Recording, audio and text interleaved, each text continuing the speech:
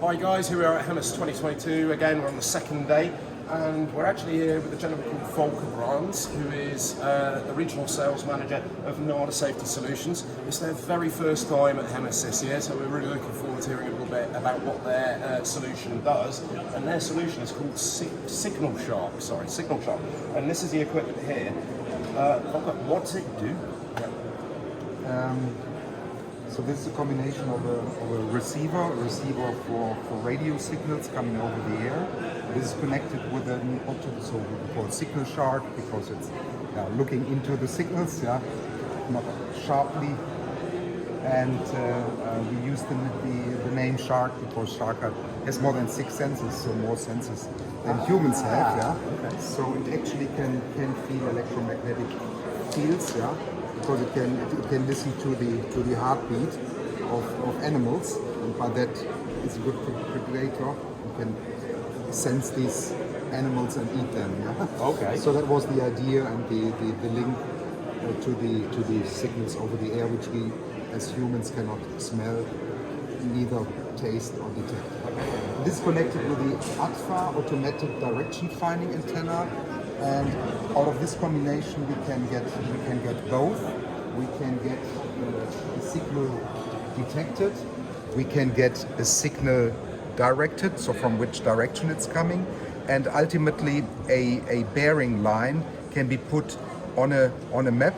And with a second bearing line from a second position, you can do the so-called cross bearings. You see the localization of an emitter like this one, which could be an intentional emitter, unintentional emitter, illegal emitter, and even emitters which can ignite bombs or something like that. Okay, so it essentially, from what I understand, from what you just explained, this detects to a very, very high level of accuracy where a radio frequency is being transmitted from. So it can detect a mobile phone, and a radio, and a remote satellite communications as well. Okay, so then radar also. Really? So other emission, which could be of relevance to generate metadata, and then, for example, to find the Red Army communicating. Okay. Or terrorists. If you think of asymmetric threats. So if the road is clear, if the canal is clear, where you're just shipping or whatever. Okay. And then finally, maybe to explain is that we have this in maybe I can we have that in 3 form factors. So you can put the Signal Shark and the ADFAR in a car, like what you see. So that's vehicle mounted. What you see there. Or you can hand carry the Signal Shark, and use it by walking around. And the best thing is all these 3 form factors, outdoor on a mast, rack mount in a vehicle, also ship, and handheld, they can all communicate with each other. So they can show the bearing lines of all 3 sides at the same time. Okay. The more bearing lines you have, the lower is the uncertainty, the measurement uncertainty, the higher is the accuracy hence.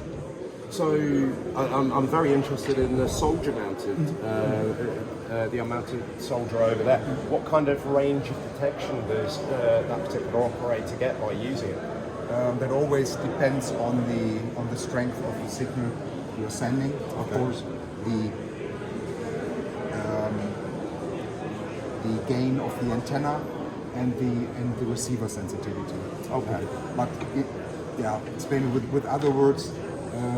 We optimize that, so you already have in the handle you have a preamp, so that the signal already, if you receive it in the handle, is being pre-amplified.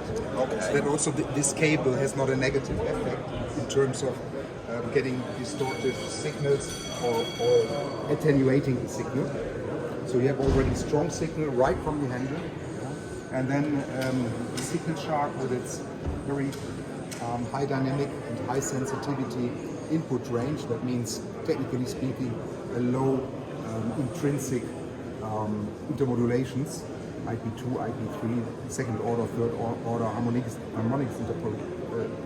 intermodulations, so that you still can see very weak signals in the presence of very large signals. Yeah? That is always a challenge, especially in warfare, that you have strong signals like your own radios, like radar, like satellite uplinks going to the satellites up in the air.